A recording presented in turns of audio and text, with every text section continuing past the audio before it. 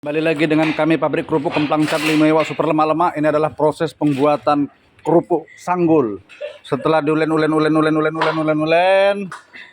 digulek, didongkrak. Mana yang dongkraknya? Habis puluk nah.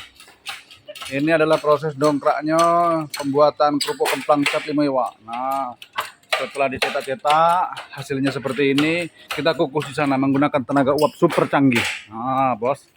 Dikukus, setelah dikukus, masak, nanti dijemur, bos. Lihat proses penjemurannya di sini, bos. Nah, ini adalah tempat jemur kami. Kemplang Cat Limewa super lemak. Nah, ini kerupuk, pabrik kerupuknya satu, ini pabrik kerupuknya dua. Yang di sana itu adalah pabrik kemplangnya.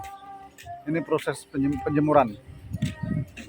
Kita lihat lagi, ini juga adalah proses pembuatan kerupuk kemplangnya juga dua tempat. Nah, ini pembuatan usus, kemplang usus. Lalu kita kukus menggunakan tenaga uap. Inilah hasilnya. Sekarang kita akan melihat proses pembuatan Kemplang Cat Limewa. Nah, ini adalah pabrik Kemplang Cat Limewa. Ini adalah kemplangnya.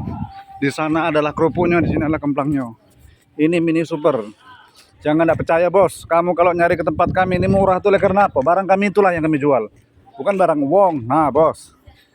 Itu bedanya, bos. Salam sehat, super lemak-lemak.